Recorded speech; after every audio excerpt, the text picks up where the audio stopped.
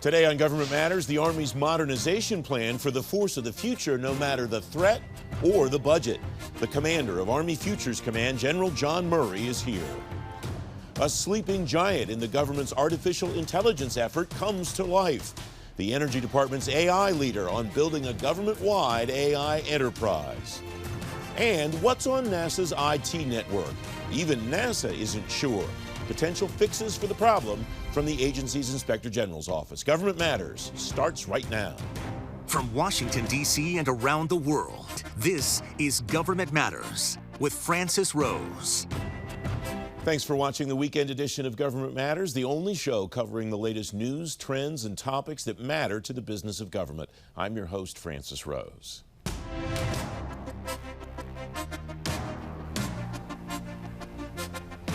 Army Futures Command's modernization efforts include a new software factory designed to train soldiers to solve future challenges. The Army plans to equip soldiers to use cloud technology and new software to address problems on the battlefield. General Mike Murray is Commanding General of Army Futures Command. Thanks for being here, General. It's been just over 2 years since this command was founded. What advantages have you found in being a separate command? I think it's allowed us to focus. My last job was in the Pentagon, and I was absolutely amazed at how you tend to solve the problem of the day every day you walk to that building. But the ability to be separate, the ability to have a clear focus on technology, small business, innovation, the future, I think has been the significant advantage of standing up Army Futures Command. Let's talk a little bit about the software factory. Specifically, what are your goals there, and how are you recruiting the people that you need? Well, it's an amazing story. So the primary goal is this is going to be by soldiers for soldiers. I started off convinced that we had the talent in the formation. So the first cohort starts 1 January. It took us all of 3 days to recruit that first cohort, and they're all highly qualified. And then just recently, we did the announcement for the second cohort, which will start a little less than a year from now. And within a week, we had over 15,000 soldiers express interest, all serving soldiers. None of these are somebody we got to recruit. This is just the talent that's in the United States Army today. What does that tell you? It sounds like maybe you had an untapped pool of people that was interested in this world. That's exactly what it tells me. And out of the first cohort, which is 25, 11 of those soldiers were going on their way out of the Army because the Army was not fully utilizing that talent. So I remain convinced. As a matter of fact, I know for a fact now that we have the talent in the formation. We just got to identify it, provide us some training, and then utilize it. You touched on that soldier-centered piece. I know that's been a big part of Army Futures Command. How has that changed the way that you approach acquisition? It's such an amazingly easy concept. And we started off, it's based upon the book Lean Startup, customer-centered design, min-value prototyping. It just occurred to me after being involved in the front end of the acquisition process that we never involve soldiers till we get to the thing called a limited user test. And so it's way too late for soldier input at that point. The best example we've got is Integrated Visual Augmentation System, better known as IVAS. Where soldiers and engineers are iterating every 3 weeks to make sure that we understand the needs of the user in this case, or the customer in this case, our soldiers, up front in the development process, well before we ever lock in the requirements. And so we account for that before we lock in the requirements. Does that make the process move faster overall? Were you finding that you get to this limited user test and suddenly this isn't exactly what you thought it was? But that's what we're trying to fix. And so you don't get to a LUT or a limited user test without a clear understanding of what's most important to the user or the soldier. So it may slow down the front end of it, but the way we had done stuff in the past was we were constantly changing requirements to account for things we were discovering in the limited user test or the initial operation test and evaluation. And so if we account for all that early in the process, then I think overall the process will, and it's proving out, does move faster. And you have, these things you're learning in Army Futures Command. Are you having success in feeding some of these lessons learned back into the big Army? Oh, yeah. So we had a session with a number of GOs virtually last week, general officers across the Army. And so it's a campaign of learning for the Army, but I really think it is starting to catch on. And this year, this coming year, this past year, this coming year for Army Futures Command, and my personal goal is to establish momentum for the things that we're learning. So the feeding it back into the Army, every opportunity I get to talk to soldiers, and the general officers I talk to are excited. And if you want to see excitement, talk to a bunch of E5s and E6s, young soldiers that will see the fruits of our labor in terms of giving them the tools they're going to need on a future battle. What are you seeing from industry? This is a change for maybe the way they've done business as well. And are you getting what you need on that end? I am. Industry has been incredibly cooperative. Industry is as interested in getting input from soldiers as we are, because it shortens their process and ultimately saves them money in the end. So the soldier participation, I think they're very excited about. The processes we're trying to get in place to speed up the acquisition cycle, and it's my role is really the requirements part of it at the very beginning. But overall, the delivery of material to our soldiers in a more rapid and timely fashion, and this concept of software designed as much as possible, or software based as much as possible, so that we do upgrades. We're not upgrading hardware, we're upgrading software. I think industry is and should be very excited about that. With just about a minute to go, General, I know the Defense Department writ large has sought to also, connect with some of the smaller companies, with startups. What's the role of Army Futures Command in that, and what are you seeing there? Outreach, because I'm convinced we have confused small business and innovators and entrepreneurs for a number of years, because we're not consistent in our message. And when you're talking about a small business or an entrepreneur, they have a hard time doing business with the Department of Defense. So simplifying that process, and really what I'm focused on is making sure that they understand what problems we're trying to solve. Because in that community, they are much more innovative than the United States Army or DOD, to be honest with you, in terms of how they go after solving problems. So introducing them to our problems in plain English that they can understand, and helping us solve our problems, and providing that outreach, and then as much as possible making that process easier for them to navigate is really our role. Thank you so much for the time, General. All right, thank you. Have a great day. Thanks, Marjorie. Coming next, the Department of Energy's artificial intelligence solutions to pull the plug on COVID-19. Straight ahead on Government Matters, how AI can drive the treatment landscape.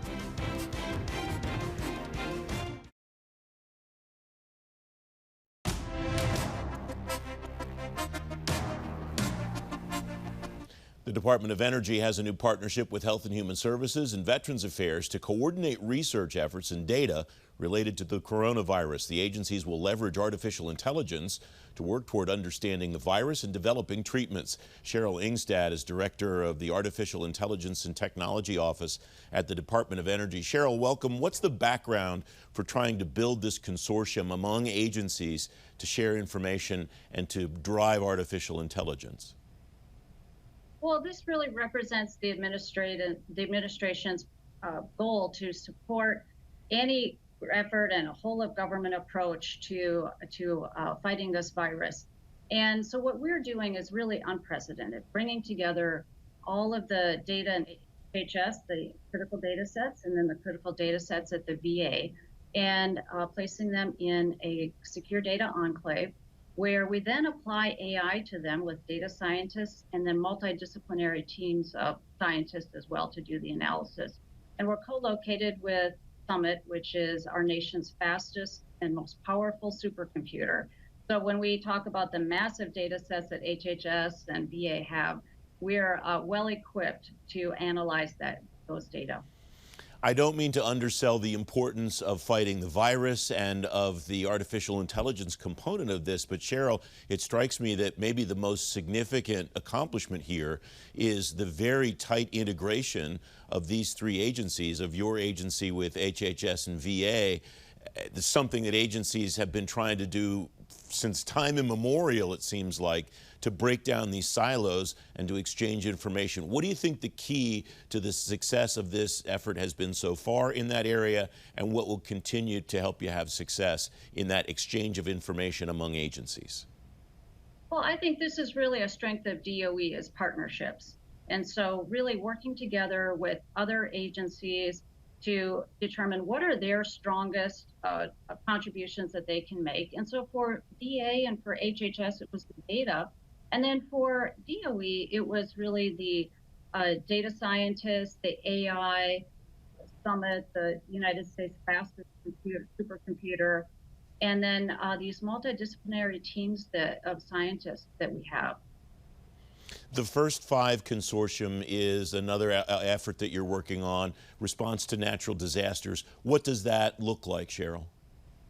Oh, that's an exciting new partnership as well. So, and I'm really proud to say that I just arrived in February as inaugural director, and we've been putting the team together, developing our strategy, and we also launched these two major projects that really focus on saving lives, the COVID Insights Partnership, and then also this one, the Consortium for First Five. And First Five is really about the first 5 minutes that the first responders want to have the best information possible so they can make decisions to save lives. And this is where we're taking, applying AI to data sets to put AI tools in their hands so they can react immediately to the situation. The Energy Department writes on the website that this is directed at an artificial intelligence effort and deep learning methodologies. I know the term machine learning. Tell me what deep learning is and what the intersection is with artificial intelligence technology, Cheryl. Oh, well, we're really pulling together all AI tools. So there are so many AI technologies that we're applying here. And Microsoft is our co-chair. We have a number of other partners in the consortium, and we're in the categories, we're nonprofits, private sector, academia, and then multiple government agencies. So the data sets are also extremely important because of the use case with firefighting organizations and first responders as the use cases. So we're pulling together. Data is really critical for AI, and then a multitude of AI tools will be applied. 4 research and development areas that you're focusing on in this effort: wildfire prediction, fire line containment, damage assessment, search and rescue, and natural disasters, including hurricanes and tornadoes. It strikes me another partnership, perhaps at some point in time, will be with FEMA as they come behind the first responders there. Would you build, in that case, another consortium, or would you add other stakeholders to the consortia that you're building, that you've already built? Well, in general, I would foresee that this consortium could handle that, which what you're really talking about is a pivot. And it's quite a broad consortium, and we can bring in more government, we can bring in more nonprofits, academia, and private sector to make a pivot in responding to some of the proposals and whatever is most critical at that moment. Yes, that's exactly what I'm getting at, Cheryl. And the idea, again, as we talked about at the beginning of our conversation, rather than establishing another thing, which is, I think, what traditionally a government agency would have done, it sounds like your view would be toward including as many stakeholders as possible in one consortium so that everybody eventually has access to everything instead of having these cylinders of excellence, as we've called them in government. Yes, exactly. Yeah. Cylinders and silos, and yes. So yeah, it's a broad consortium, and we take in the proposals and then respond to the most critical proposals. We have less than a minute left, Cheryl. What's over the horizon? What are you thinking about now that maybe won't come to fruition for some period of time in the future after you have some of the efforts that we've talked about so far in our conversation really set in stone? Well, that's so exciting. So one of the things we just launched was an RFI for really asking the AI community out there, what are the best technologies that the U.S. should be developing that will drive AI, American AI leadership in the future? So we have hundreds of responses, and we're going through them, and that's very exciting. So I think responding to some of those, developing those technologies is going to be an exciting time for the future. Cheryl Ingstad, thanks very much for joining me. I appreciate it. Thank you. Very nice to talk with you again. Up next, NASA's not sure how many devices are on its network. Straight ahead on Government Matters, how to get the agency's device inventory and security back on track. You're watching ABC 7.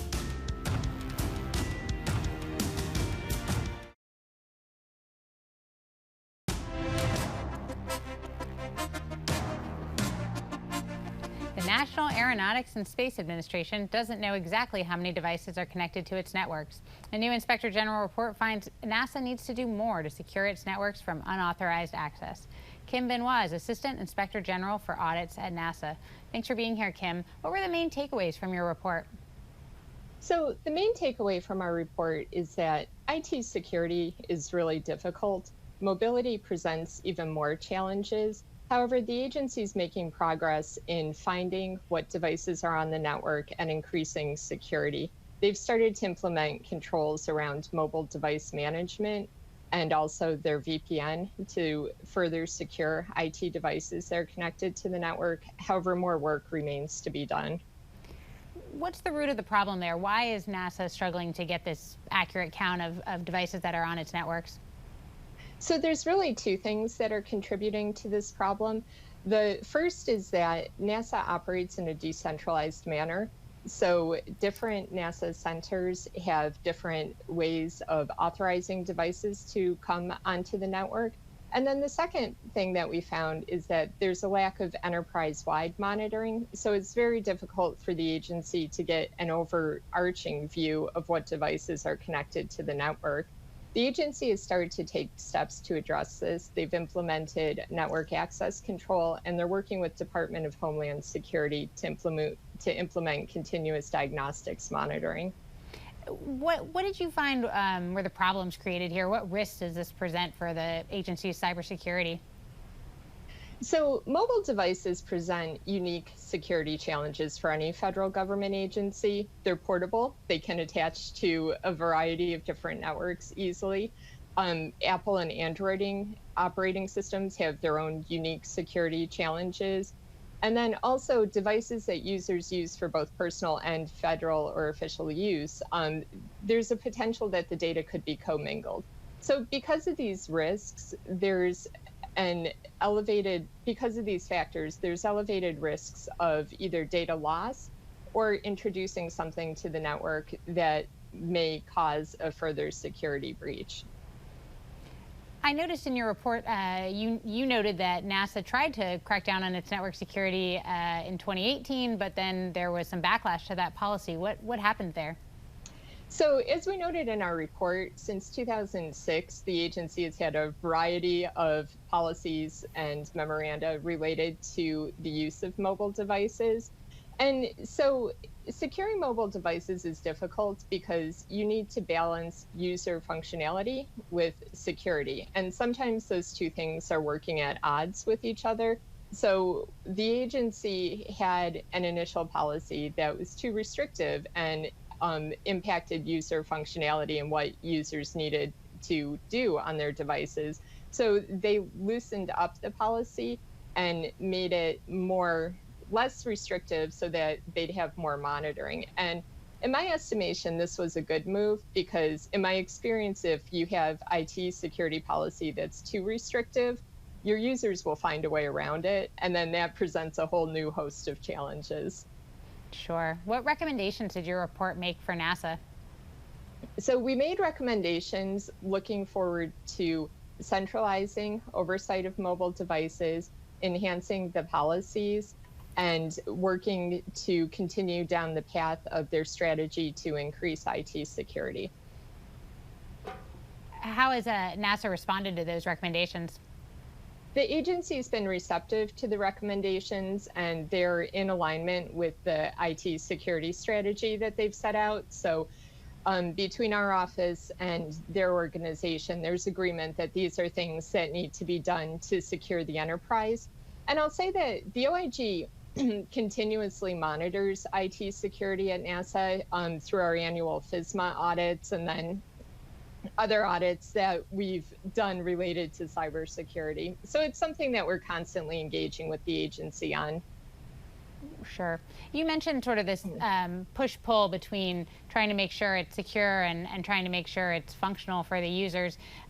Do you think that it just takes time to get that balance? Do you think it's sort of there's a little bit of inevitable kind of try and recalibrate? How do you think that goes? Yeah, I mean, it's a continuous struggle across the federal government. So, you know, your devices are constantly changing. The phone you had 7 years ago doesn't look like the one in your pocket today. And the phone you're going to have 7 years from now won't look like the one you have now either. So the agencies need to keep pace with the changing mobility. And then user demands and the way that users do their work has also changed. There's been an increased focus on mobility, even with the pandemic and stay-at-home orders. We're all relying a lot more on our IT devices than we previously did. So it's a continuous challenge and a continuous struggle to find that right balance between user IT security needs and protecting the information. And with just about a minute to go, Kim, what do you see as the role of contractors and other you know, outside users of NASA networks? What do they need to be doing better, and what does NASA need to do to ensure that works out? So NASA has a lot of information, and it's incumbent upon the federal employees as well as the contractors to protect that information and make sure that it's adequately secured and used appropriately, and not to introduce additional threats to the network. So cybersecurity is very important, and you know, as we've seen from public breaches all across the government, it's everybody's responsibility. Sure. Thank you so much for your time. Thank you. Thanks, Marjorie. Don't forget, if you missed an episode of Government Matters, you can find it on our website, govmatters.tv. And you get a preview of every show by signing up for our daily program guide. You just text GovMatters to the number 22828. I'm back in 2 minutes.